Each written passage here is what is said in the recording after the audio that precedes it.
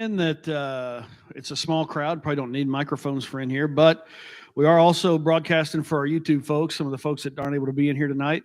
And so in just a little bit, we'll do a Q&A session, and Dana will have a microphone, and he'll pass that to you if you want to ask a question, and that'll be good. So just a really informal night. If you have any kind of question or anything you want to ask, or raise your hand, whatever, even after they're done talking. If it's not during the Q&A time, you can feel free to do that, whatever you'd like to do, all right?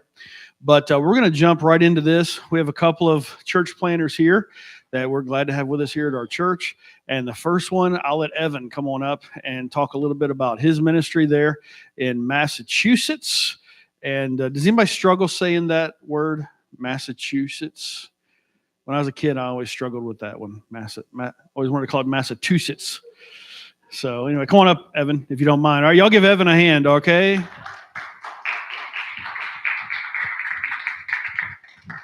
All right. Well, like he said, my name is Evan, and this is my wife, Chelsea, right here. Definitely my better half, and the prettier of us, too, I believe, at least. And we are missionaries to New Bedford, Massachusetts. New Bedford is on the south coast of Massachusetts, so right on the Atlantic Ocean. Really great seafood. They catch it, throw it in the fryer, and throw it on your plate, like right there. It's amazing. I love it.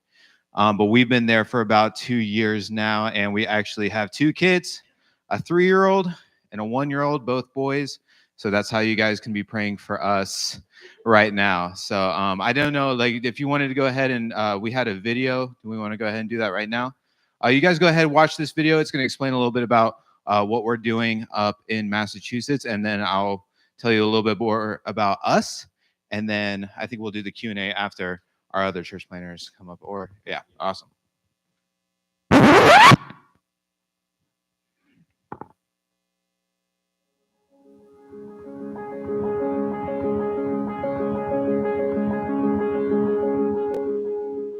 Hey friends, my name is Morgan Proudfoot, and I'm the pastor of Grace Harbor Church located here in New Bedford, Massachusetts.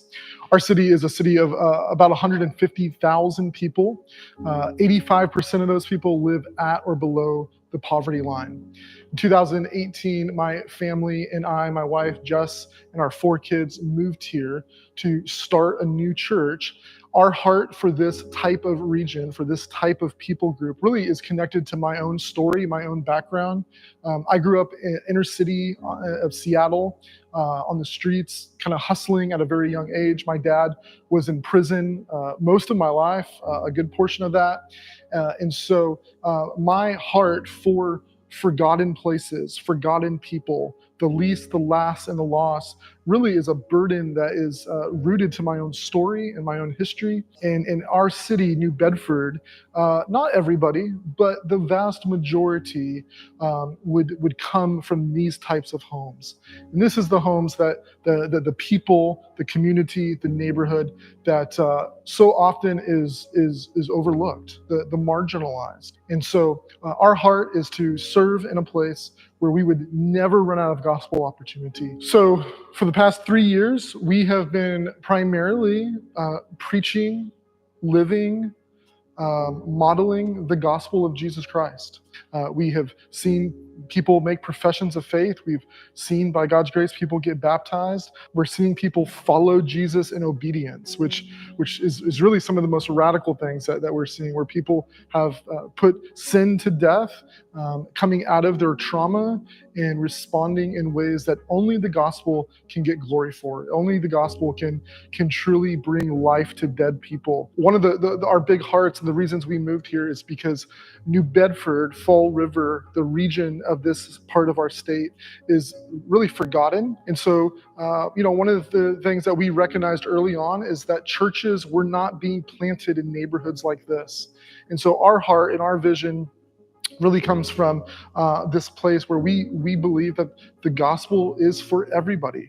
And so we don't want to just see churches planted in these neighborhoods to be the exception of the rule. We want it to be normal. And so the opportunity that God has given us really is to see and to plant, to replant and revitalize other local neighborhood churches. And so we've developed a small little ministry called Neighborhood Churches to help establish churches in some of these densely populated neighborhoods that are currently without any type of faithful gospel witness in them.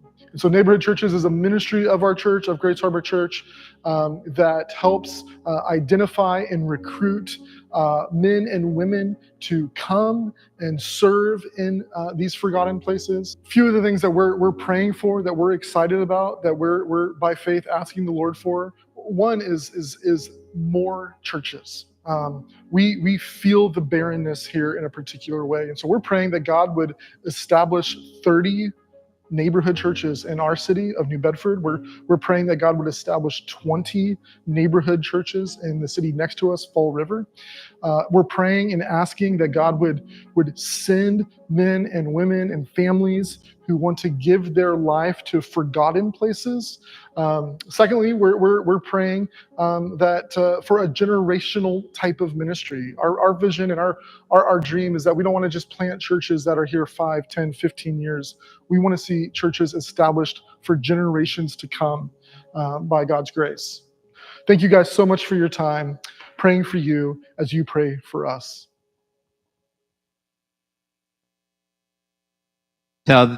Sorry.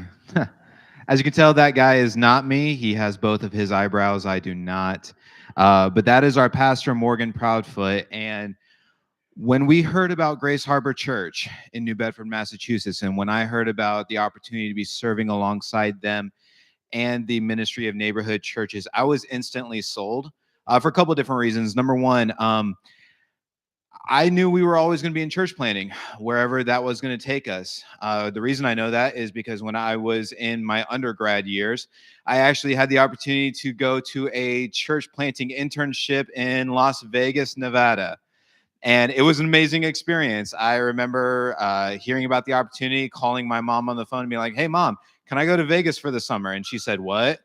Uh, but then when I told her about the church planting opportunity, she definitely said yes. And when I was over there, I learned two things.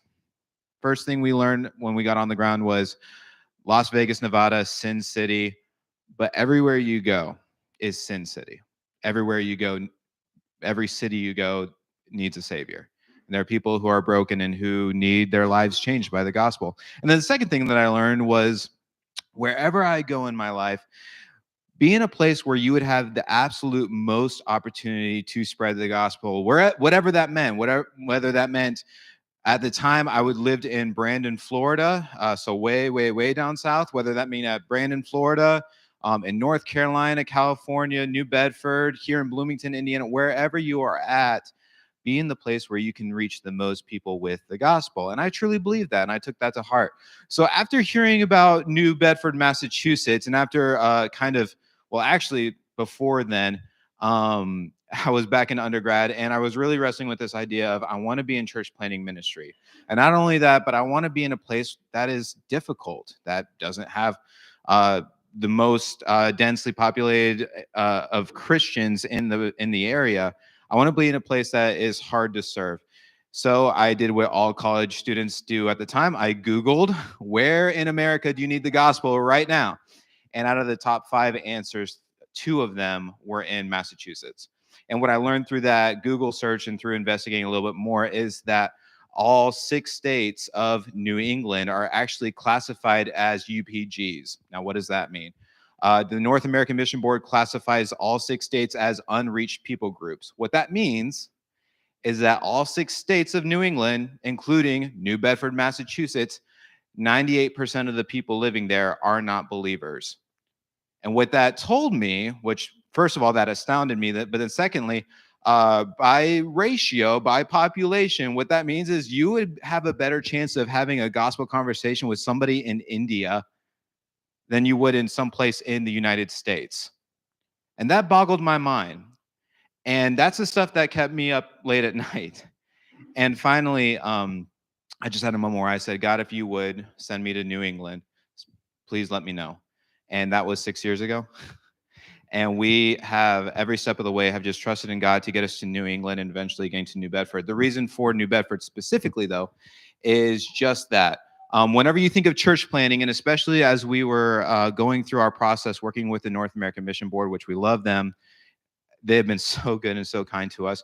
But what we've seen, the normative practice been is if people say, I want a church plant in an area like Boston, they will do just that. They will plant a church in downtown Boston. But as soon as you get 20, 30 minutes outside of the downtown greater Boston area, you begin to see those numbers dwindle. In fact, over the last decade, 70 different churches have been planted in downtown Boston. And we praise God for that, right? In New Bedford, Massachusetts, there has been one in an area of 150,000 people where 98% of those people have either never trusted Jesus Christ as their Savior or have never even heard the gospel before. And so that kept me and my wife up at night.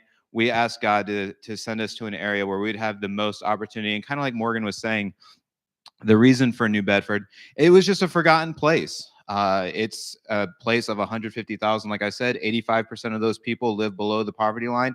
It's not your cutesy little area with a coffee shop on the corner.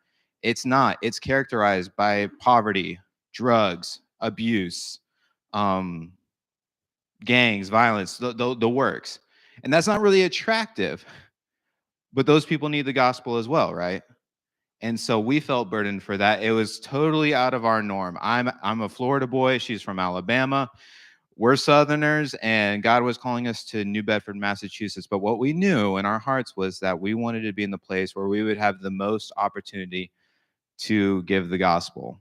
And through working through Grace Harbor Church and also the Ministry of Neighborhood Churches, just like Morgan said in that video, Our goal and our hope and our desire is to replant, and revitalize churches in our area.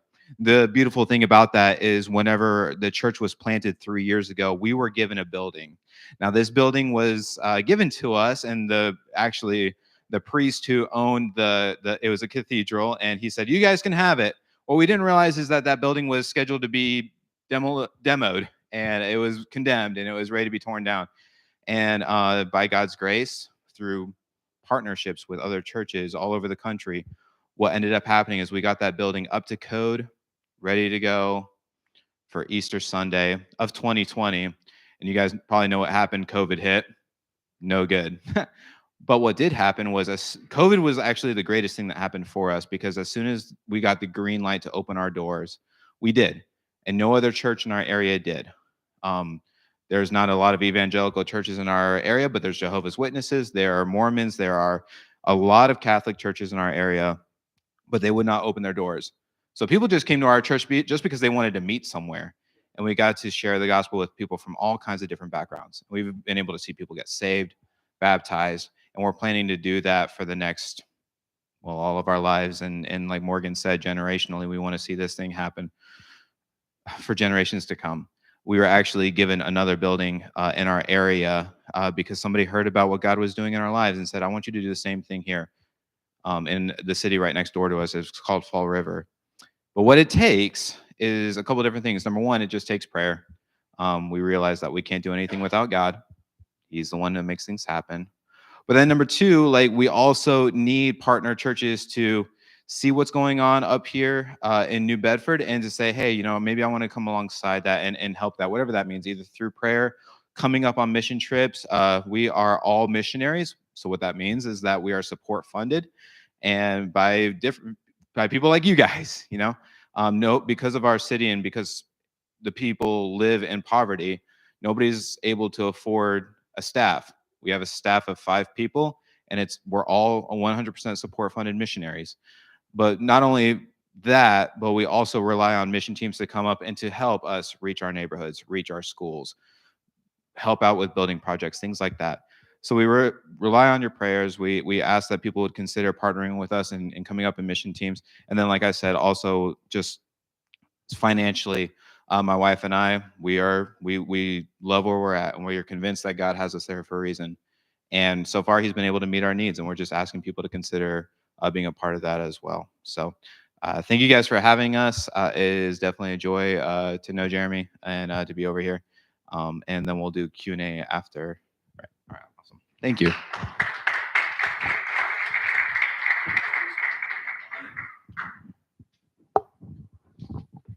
All right. Thank you, Evan. Appreciate that. And, you're talking about, we got a team going to Honduras.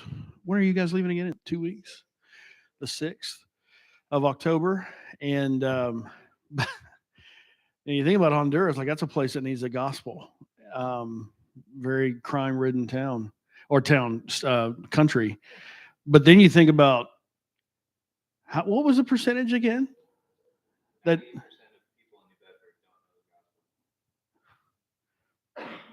That's here in America.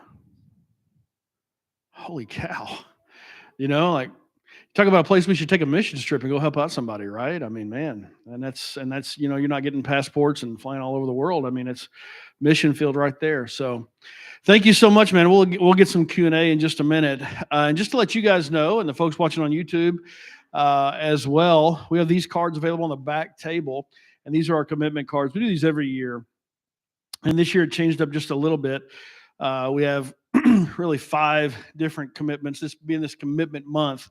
And I loved what you said. You said you love where you're at. That's our theme this year. Love where you live. We love the world we live in, love our country, love our state, love our town. And so we're thankful for you guys. But there's a place you can commit to God, a place to commit in giving of your first fruits and time, talent, and treasure, to engage in community through a life group, and then to give of your overflow for our expansion, and then finally your missions giving, which is really the big part of this card for this month. And so we'll just take that. If you don't mind, take one of these home and pray over it. We did have a little bit of a problem at the print shop, you can see there, but I'm probably the only one that's going to notice that. So, but anyway, if you take that and look that over and pray over it before now and next Sunday, that'll be great. Or this coming Sunday, not next Sunday, this Sunday. That'd be good. All right, we got one more church planter that we're going to hear from in just a moment, Dave Liuzzo. He is a church planting pastor to Dublin, Ohio.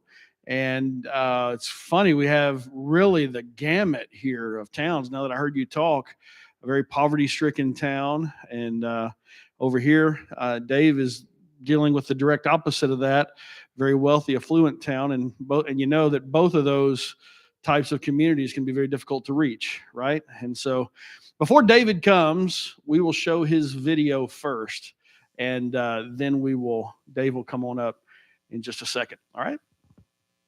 The church, saved, baptized group of called out believers who want more than just an average life. I called out people who want to do more than just survive. We are courageous kids, committed dads, and passionate families with a desire to plant a church. I called out people who want to be known for more than just a church building, but rather for what we are for. So what are we for? We're for the down and out and the up and out. We're for those on both sides of the tracks. We're for teachers, first responders, single moms, and soccer coaches. We're for families, stepdads, tired dads, and the fatherless. We're for misfits and the misfortunate, the addicted, the hurting, and the brokenhearted. We're for one another. We're for the nobodies and the somebodies. Those who have it together and those who don't know any better. The dreamers, the planners, the thinkers. We're for those who think, act, and vote differently. We're for people who hope, dream, and want to forget. The hurting, the hungry. We're for the CEOs and no one knows. We're for truth and hope for everyone. We're for the grace that is for all and the salvation that can change the hopeless, helpless, and useless. We're for salvation, a reciprocating, incredible love that is found only in Jesus Christ.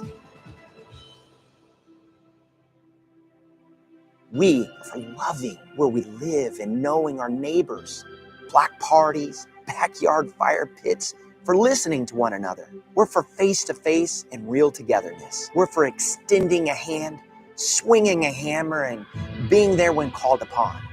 We're for knowing the needs of our students and teachers and local officials. We are for community, a community that loves their city and points to Jesus Christ. We're for people who love and care for one another.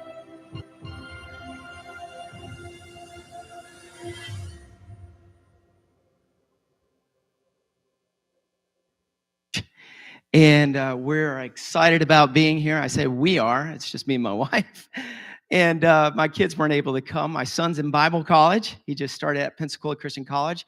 And my daughter, Ellie, she just started her second job. And she's so excited, but she just found out that she was hired and like 3-4 days ago. And they said, you need to start on Saturday. And she's off, of course, Sunday because she's one of our teachers, and she made it very clear in our children's department that she needs to be there.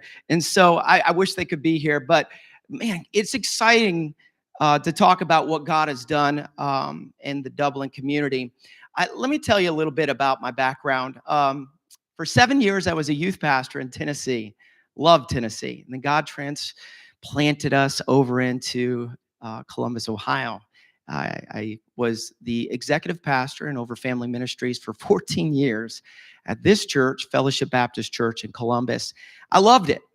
My family loved it. And we were comfortable. Man, we were so comfortable. And things were just rolling. And then God started working in my heart. And I felt like God was moving us to either take an existing church or plant a church. And me and my wife began to pray about it, and we had a couple of opportunities to maybe take an existing church. I didn't have peace. And so in 2020, in the midst of COVID, we announced to our church that we would be planting in the Dublin community, which is about 40 minutes north of our sending church, which is Fellowship Baptist. That was a tough Sunday. It was an exciting Sunday. And on that Sunday, we encouraged our church to pray if God would lead them, any of them, to be a part of the launch team. And that was encouraged by our pastor because they were planting the church and they were sending us out. But I didn't want to cherry pick. I didn't want to just go through the church and say, you would be an amazing piano player and you would be great for this and this and this. But I knew God had to lead. And so we had challenged the church to pray and to seek God about that. And it's amazing what God did. Now, the question is, why Dublin? Why would God be leading you to Dublin? What's so special about Dublin? So, a lot of times you'll hear missionaries say, I went to Africa, or I went to England, or I went to this specific country, and I couldn't get away from it. God was all over me, and I knew that it was exactly what God wanted me to do. I can't say that was the reasoning. I knew that God was wanting me and my wife and our family to continue reaching Ohio. But the area of which he wanted us to reach wasn't absolutely clear in my mind. And we started doing what so many church planners do. We started to research. Where do they need the truth? Everybody needs truth. But in Ohio, what area, what city is struggling? And there's 50,000 people at the time of when we planted in the Dublin community. That's a lot of people. And within that 50,000 people, look at that. We were just talking about our clicker and said, man, you never know what a clicker will do. It'll just go crazy. And it just did. Within that 50,000 people, that group of people, they're sandwiched between two of the fastest growing cities in Ohio. And we realized that the potential was amazing, but it went further than that. We realized the need was unbelievable when you start looking at the people that live in this city. The average age is 40. That's pretty impressive. 75% of people in that community are married. That's unbelievable. And the reality is that within that community, this group of people, we've realized that they are comfortable because they're wealthy. They have so much money, and they think that's all they need. When you have a lot of money, you feel like everything's just fine. And statistically, when we planted, there was 70.9% of the community married, and now that increased. And now also we're seeing an increase in multiple different areas. Like, for instance, we realized that the need to reach families was important, but there's a population, 20% Asian population in this community, clueless, don't know the gospel. And then there's so many refugees in the area as well that are coming, and they're not wealthy like the rest of the community. They're kind of on the outskirts, and they're looking for hope. They're looking for direction. And so with all this in mind, we realized that the need was great. And then we realized that there was a big problem. The problem was there wasn't enough churches, not nearly enough. 35 churches of like faith, less than 35 churches of like faith. That's disturbing, isn't it? To think that there is so many people in need of the gospel, but not enough people to reach them with the gospel. And so we began to pray about this and seek God about what he would have us to do. And we mentioned to our church that we wanted them to pray and seek God if God was leading them to be a part of the launch team. And God brought together a large group of folks from Fellowship Baptist Church, our sending church. And I was so excited because they were not just praying, they were fasting and seeking God's face. They didn't want to just go because, hey, Dave's my buddy. They wanted to go because God was leading them. And so the journey began. We began to work with our team. And so in 2020, we announced. In 2021, our team started working together to train and prepare to plant the church. At that time, I was still the executive pastor at Fellowship Baptist Church and working alongside of my brother, who is the lead pastor. Imagine that, working with your brother. We worked together for 14 years. And then something happened that changed my life, changed my brother's life. His son was diagnosed with cancer on his heart at that time. And he's only 20 years old.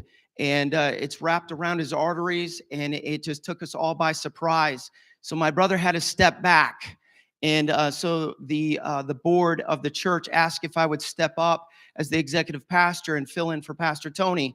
That took place in 2021, and for about 6 months, pastoring a church of a large congregation of nearly 800 people in planting Thrive. My mind, my heart were everywhere because I'm like, God, what are you doing? Why is this happening? I don't understand. And but our team continued to work together, and we continued to pray, and God started doing some amazing things in my heart and also in the hearts of our team. And through those circumstances, God was preparing our team, my wife, my family, to plant Thrive Church. And at that time, we couldn't understand it all.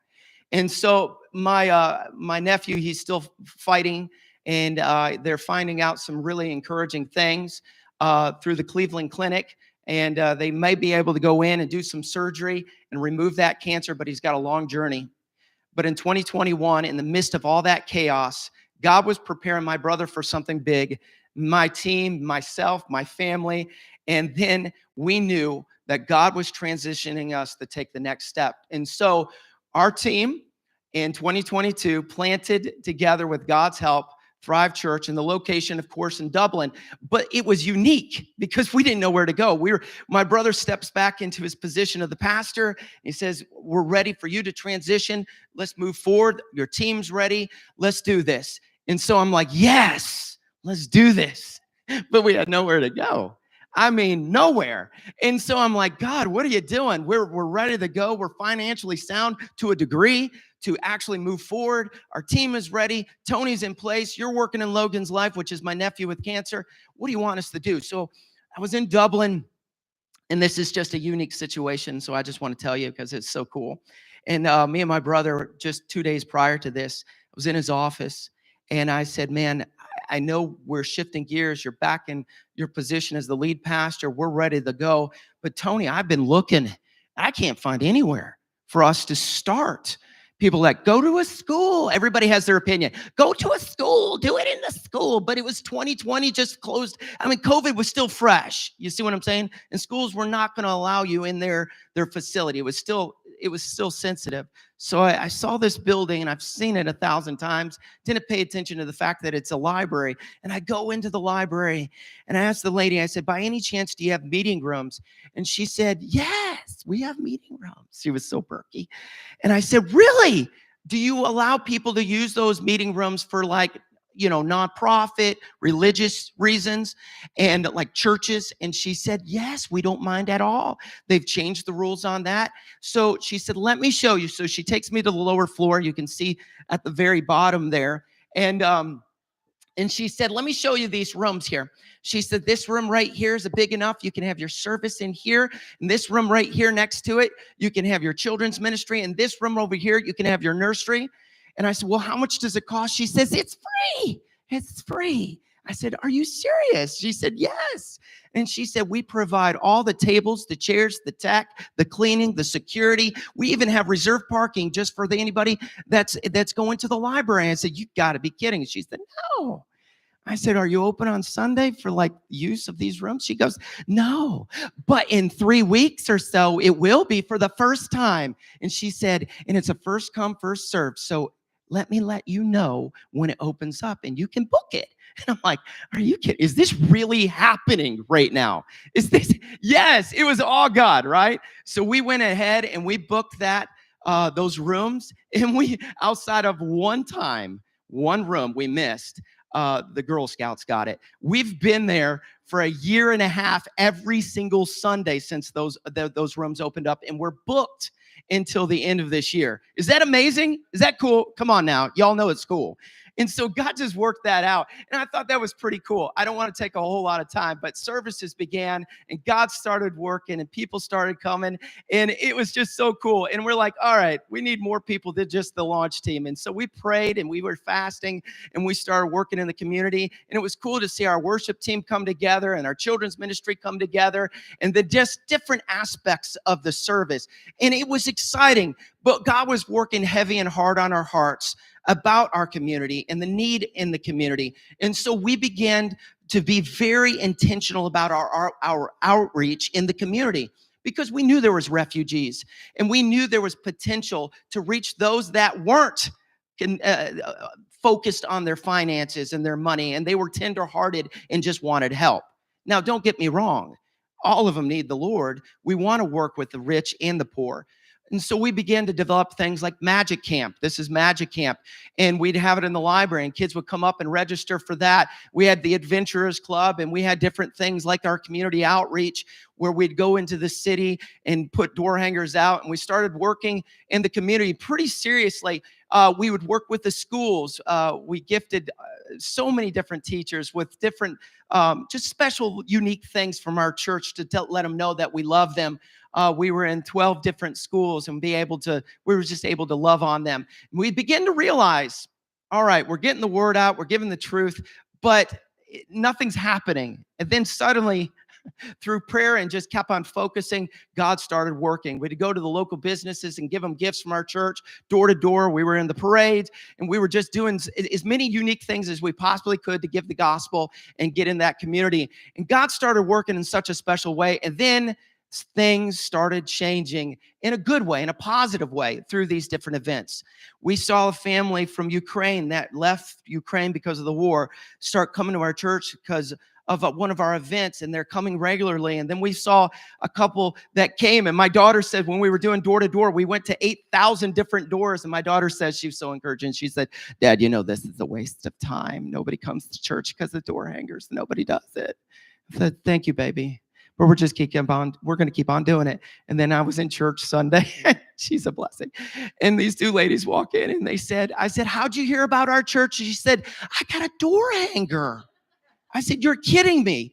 And I said, how about you? She said, I did too. And I said, hold on a second. Ellie, come here for a second. I said, I want you to meet these ladies. And those ladies gave their life to Jesus Christ. Then they got baptized. Then they joined the church. Now they're involved in our church, and they're very faithful. Y'all, come on now. Isn't that cool? And it's amazing. We give out bottles of water. I had somebody said, that's stupid. We take the labels off. I don't know if that's legal, if there's copyright issues, but we put our own labels on there and give them out. And somebody said, that's weird. I said, it's cool. You know, it's giving people information that can scan the QR code. And this guy in a wheelchair shows up, and I said, how'd you hear about our church? And he says, I got a water bottle. And I said, let's try it out. And then another lady shows up because of a water bottle. And then, you know, it's just so cool to see what God is doing. All right, it took too long. I want you to know this. This is the reality. You know, when you are intentionally praying and seeking God, God does amazing things. We're asking you to do the same. Pray, partner, and promote. Help us. And the number one way you can help us is pray. And you know, it doesn't hurt to go on social media and promote. Give us a few likes and just let us know that you're following us and seeing what God's doing. I'm going to stop there. I went a little too long. We're going to have some question and answer time. And so we'll have Pastor Jeremy come up.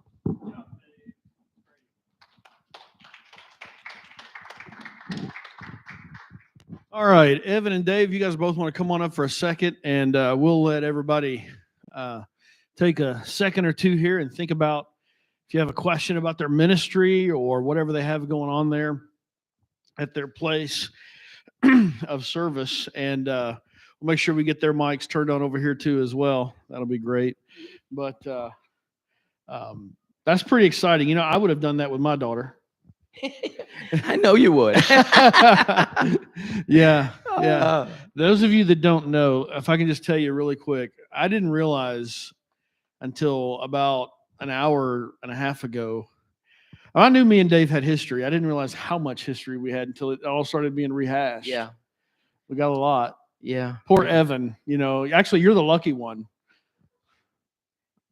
Am I? He had to pause for a minute there and think on that. So do you guys remember, if I can just tell you this really quick, do you guys remember me telling the story about when I was in college and we were all stealing the Al Gore signs? How many remember that? Yeah, this was one of the main ringleaders of that right there, man. Yeah. Al Gore, he didn't win the election, No. by the way. Yeah. Tennessee was his home state. If he would have won his home state, he'd have won the election. Yeah, and I think we had a lot to do with that. I think The we fact did. that- Yeah. So yeah, We changed the course of the country. we did illegally, but we did our best. Oh, so Dana has a mic, and Dana, you may have a question as well. One question I do want to ask you guys. I want to ask Dave, what is it like? Because I've served on staff at larger churches as well, and the closest thing I've done to planting a church is I think we went to help Josh with his church plant, but by the time we got there, there was like 80 people there, and it was kind of going. So I've never really planted. I mean, like we were there in year 3 and kind of established. He had a building. What's it like going from a big church to, all right, we have nothing?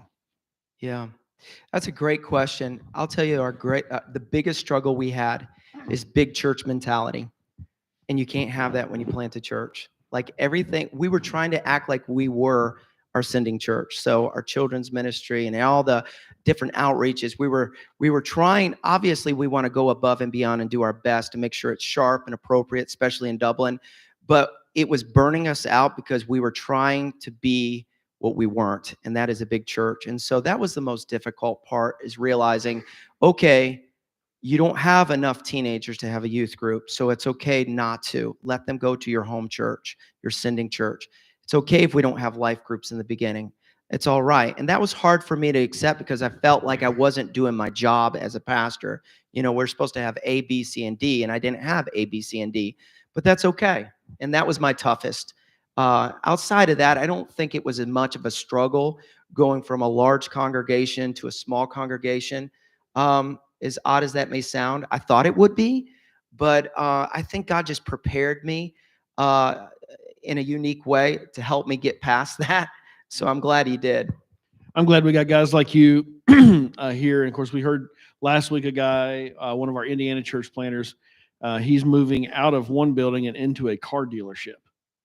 Like they're going to start meeting in a Dodge Ram dealership, Active one? an active dealership. Yeah. Wow. So, yeah. But I mean, like, we struggle here because what are we going to do? Because we don't have enough rooms, or we don't have enough this or that. And then you're like, okay, well, we're not meeting in a dealership. Yeah. Yeah.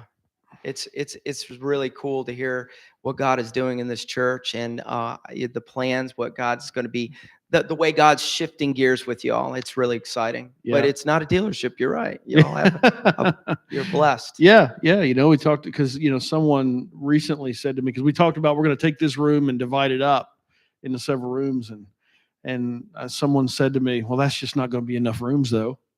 I'm thinking, how many churches would love to have this many rooms that we could have in here? Sure. I'd love to have y'all's closets. I'd take a closet. Yeah. Evan, Florida to the northeast. What was that like? So I actually had I have had a lot of gospel conversations that started out this way. Why in the world would you leave the beaches of Florida to come to the tundra of New England? I'm like, because I love Jesus. But it was an interesting flow. Like I said, I've lived in Florida my whole life. And then we went to undergrad. We actually went to undergrad. My wife and I, we met at Pensacola Christian. And we knew New England was it, but we didn't know what that would look like. So we actually, after we got married, we spent 3 years in North Carolina at Southeastern Theological Seminary. And we just knew it was it. I mean, it was a shock, I think, to our families, but at the same time, we were very blessed to have families that said, we're not going to get in the way of what God has for you guys. Now that there's grandkids in the picture, it's a little bit different. Like they're like, oh man, we want to see the grandkids. And actually, we're so blessed because Chelsea's family just decided to move up and join our church and join the church plant and come alongside of what we're doing. Once you had grandkids, they decided to come. That's right. Yeah. But the thing is that when I saw, and looking at North American Mission Board's website, when I saw the red in New England, especially in the New Bedford, which meant only 2% of people were believers and followers of Christ, it just made it kind of a no-brainer in my mind. And that's not, like I said, anywhere you have the most opportunity to get the gospel out, whether that be right here in Bloomington, whether that be Dublin, wherever. I just kind of knew for us that I could spend the next 50 years and still meet people who have never even heard the gospel before. So that was a no-brainer for us. All right, we'll take some questions from the crowd. Dane, I don't know if you have a question or not. If not, raise your hand and he'll bring a mic to you. So does anybody have something they'd like to ask one of these guys?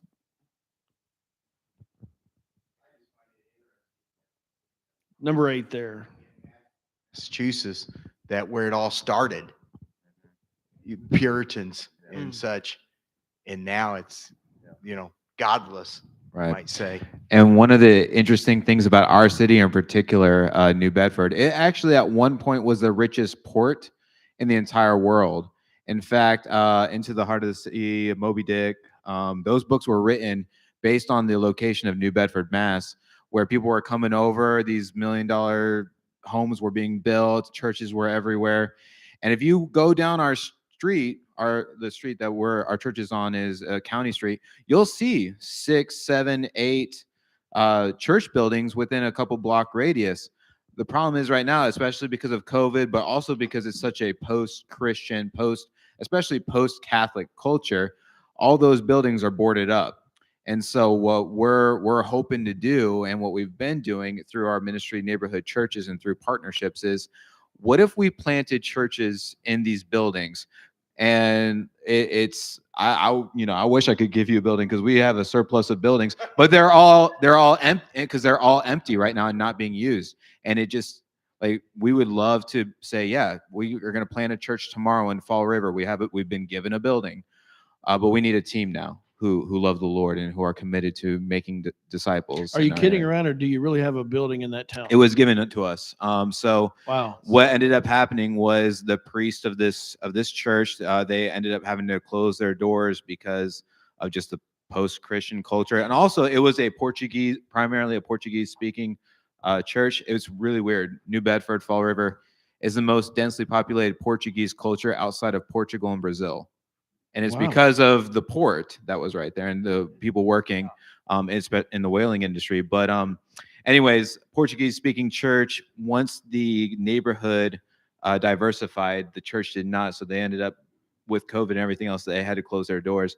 So they turned the property over to the BC&E. And then we were actually, our pastor Morgan, he had a conversation with the priest and a guy from the BC&E while they were exchanging.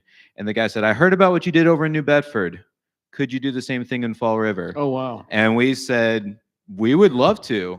So actually right now, we're in the process of bringing on a church planter, surrounding them with a team to then go and plant a church in Fall River, which is another city of 100,000 people. 98% have never heard the gospel or don't know who Jesus is. When you talk about, I want to talk a little bit about the team, both of you guys, for a second, because, when we think of missions, we think of a missionary going to the field, and a lot of us in America, we don't understand. They're going over there for their first few years. They're working with another missionary, working as a team, learning the culture, doing all of that.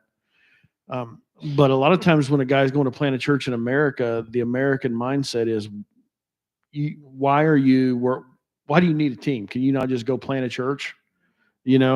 Like why do you need 5 people or 5 families, whatever? Obviously, I understand the synergy in that. And I think a lot of people here do as well. But what would you say to somebody who's like, why do you need 3 of you to plant one church? Especially in our culture, being the way that it is difficult to be a Christian. It's difficult to thrive with where you're at, and especially if you're by yourself. Part of our story, and I didn't really get to it, was when we transitioned to New England, New Bedford specifically. I was partnering with a different church planter, and I'm not going to give his name, but he was planting there. He had planted there.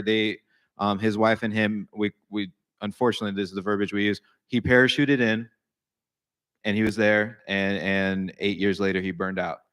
And over the past 5 years, I can actually name probably about a dozen different church planters who have done that same model, and it's just too difficult.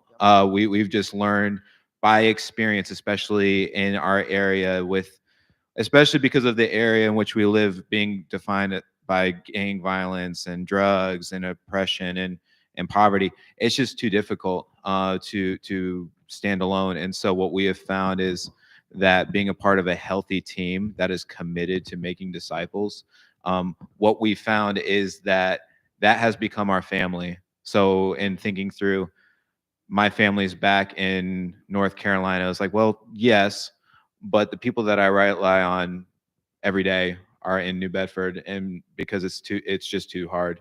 And to know that God's given us brothers and sisters and family members like that has been good. It's tough because just going along with what you just said, you know, when you hear somebody say parachuting in, that's an old school mentality of church planting. It's like it's just you and your family and we're going, right? And it's very difficult. I've only heard of a handful that have ever made it. Kirk Kirkland, somebody you know well, he did well in the whole Ohio area. And, but he went through a lot to get there. But I agree with you. You need a team. And even with a team, it can be difficult because they say after, I think it's 2 years, by 2 years, you lose 75% of your launch team. And it's tough. And I'll tell you, I see that right now. We started off a very strong launch team, and some of them are like, man, we're going all the way. This is what God called us to do. And we're like, I'll probably be the first one to quit.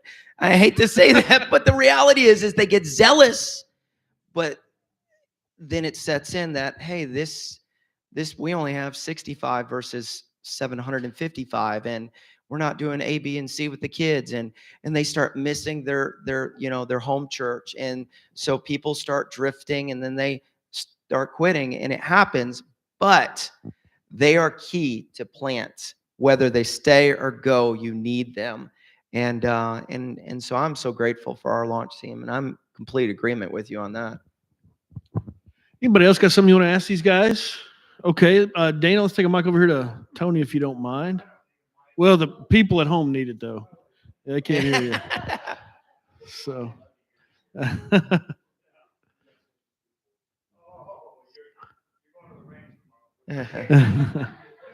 It's already on, right? Yes. I already hear two different things here. Evan is going to a place where a lot of people don't have anything, and he's got something great to offer them. And Dave is going to a place where everybody thinks, I don't need Jesus. I got my wallet. Yep. And he's got the best thing for them. So that's just absolutely fantastic for both of you. I got a couple questions. I think Evan is with a mission board. Dave is with a self-sending church. Is that correct? Yes, that's right. Are they going to, I won't say assist you with finances, but guidance in what you do and how you do it, insurance, retirement, future, question. emergencies coming up? And then the same kind of question for Evan, does that mission board do that for you? Okay, so we'll let Dave answer first. Yeah, that's a great question. So a lot of church planners have a network, and that network will come alongside of them, and they supply a certain amount of finances depending on the network, sometimes insurance and so on and so forth. Our network would be our sending church. Not every church planner is able to have that opportunity to have their sending church be their network. So when we stepped up to plant, they stepped up as well, and they were amazing with it. So they made a decision that they would pay me as they paid me when I was on staff as the executive pastor for a year, take care of my insurance and pay me for our first year of Thrive Church, because we were, outside of our launch team, we didn't have anybody. And so there's not tithers, there's not members, and so forth. And so that was a huge blessing. They also decided for our second year, they would take care of they would help us with our insurance, which is heavy. Let me tell y'all something. It's expensive, right? Health insurance, $32,000 a year. And I know you're probably thinking there's got to be a different way. I have multiple sclerosis, and my wife has gastroparesis. And so we're in a weird predicament. And so God has blessed us, and I'm so grateful for our sending church to be able to take care of our insurance primarily for 2 years. And so that that financial aspect has been a home run to help us as a church move forward, because that is heavy on church planners. And then on top of that, them being our sending church, they're there as a family, like you were saying. They're family for me. My office is still at the church. They've allowed me to have that there, so I'm around the other guys that I was on staff, and that's a huge opportunity for me to connect and grow with them. And also, they have done some amazing things, like they've come alongside of us as our sending church to assist us with some of our outreach, and also with just materials. Like, oh, you need a van for this event. You need this this equipment. We'll supply that. We'll help you. We'll assist you. And that's the way it was meant to be.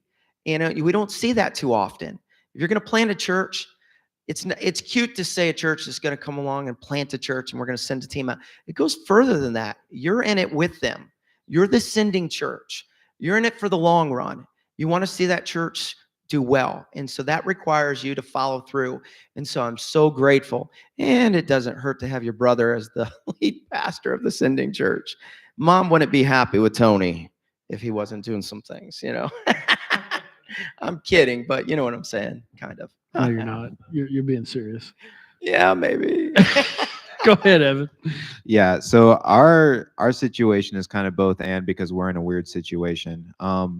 When we got there, what ended up happening is the church planner that I was partnering with at the time, I was bivocational. I was working at Starbucks. I was working at the church. I was doing all of it, and what we found out that just wasn't very conducive to what we wanted as part of our family, because it was either something was going to fall through the cracks. I was working 3 different jobs, and I had a family with one baby and a baby on the way, and I was trying to do full-time ministry, and I was experiencing the burnout 8 months in.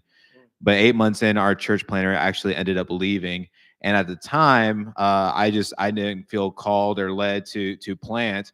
And so I let multiple people know that. So whenever our church planner left, I was like, what were you going to do? And I knew God wasn't sending us back to North Carolina. We burned the ships, and we're ready to live and die in New England. And what ended up happening was we got connected with Pastor Morgan at Grace Harbor Church.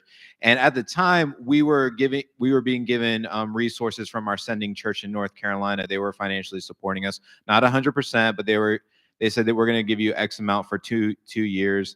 And that was with the understanding of me being bivocational. When we partnered with Grace Harbor Church, we were just told nobody at our church is going to be paid a salary, because the people in our city can't afford it.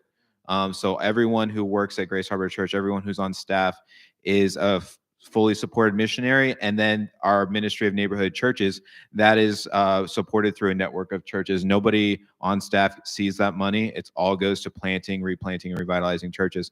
So what ended up happening, though, was before coming on staff in the position that I'm in, there's an extensive interview process. And then if you go ahead, our church planner who's coming up to the Fall River building, they got the green light. We're wanting them to come on, but they got to raise 100% of their support before they come.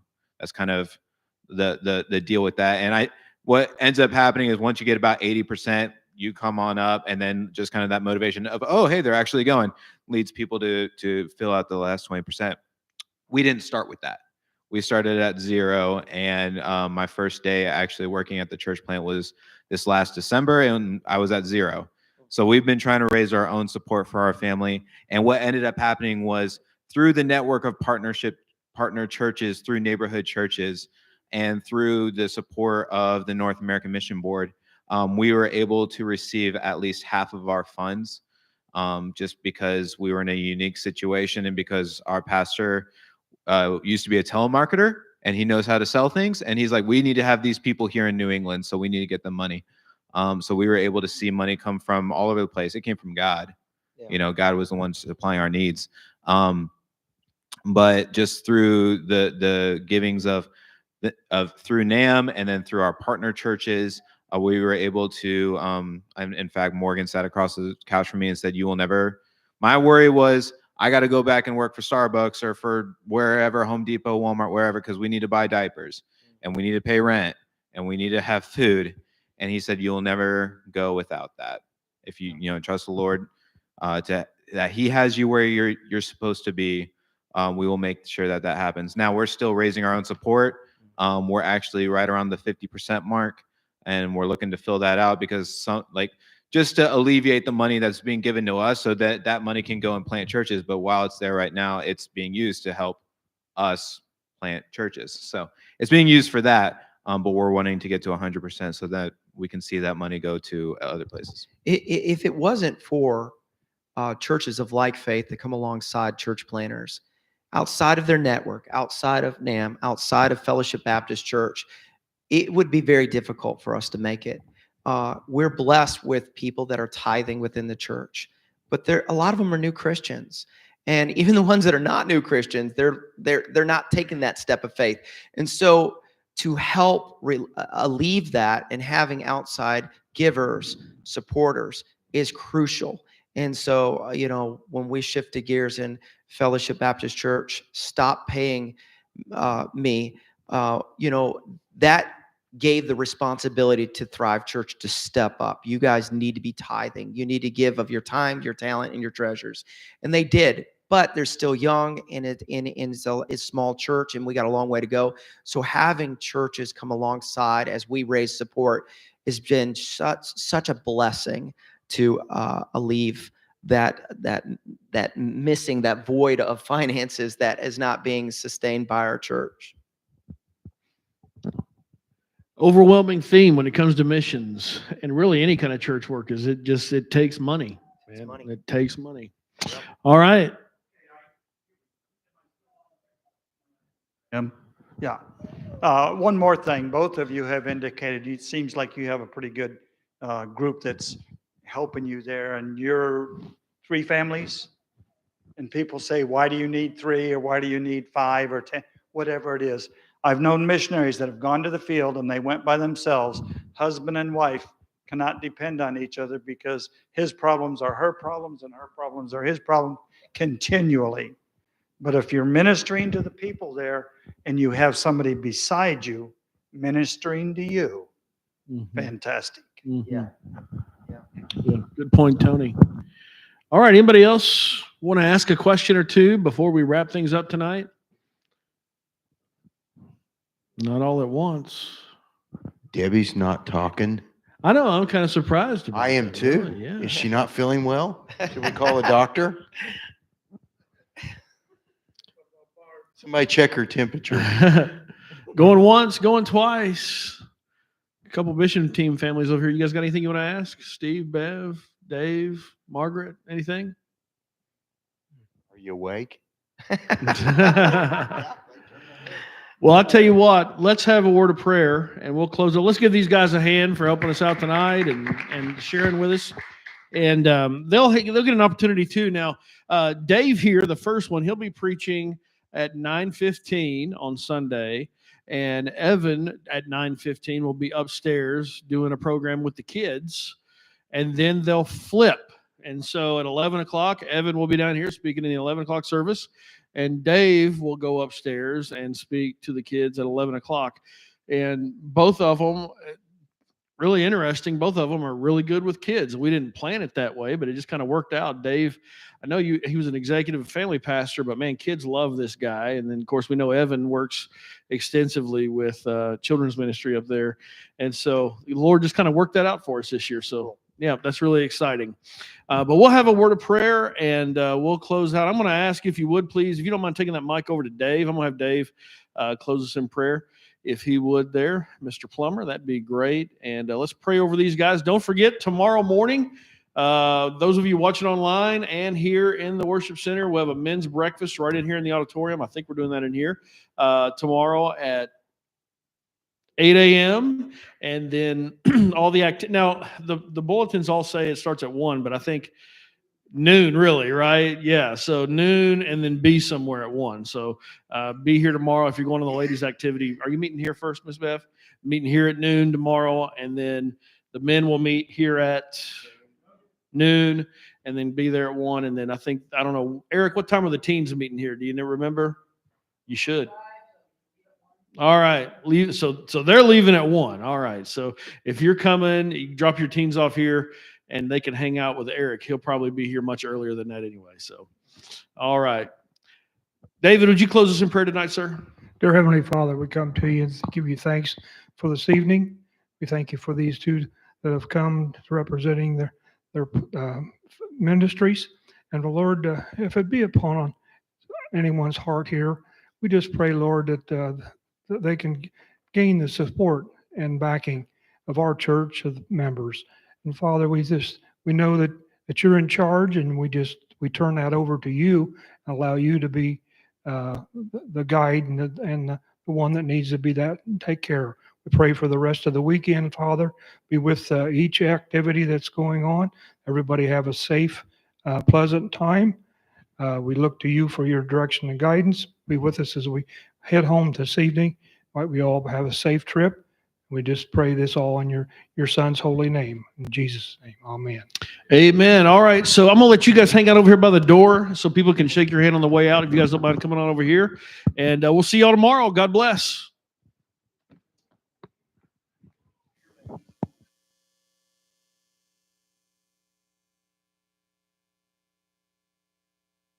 Hey, you in the corner shaking your nose boots. You know it, 1 for 2. You got the shaking vibe, but the feel won't do. We always say that we have unspeakable joy, so let our feet do all the talking when our words fall short. We got reason to get up, reason to get down. He's on treating us with joy, and now the joy wants us. Happy dance.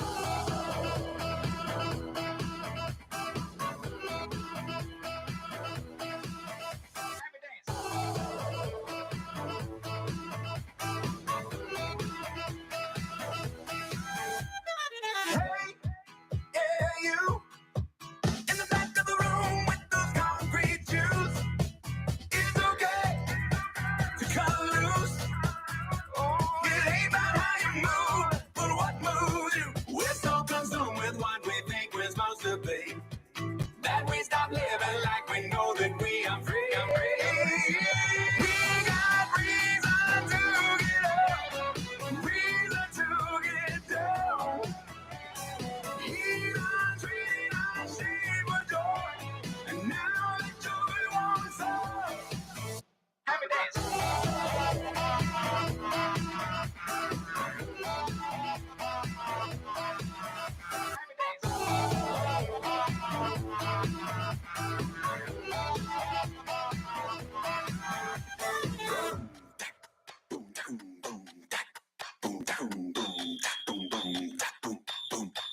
Let me see those hands if the good Lord save you. Get up, get down, 'cause the heat unchanged. Let me see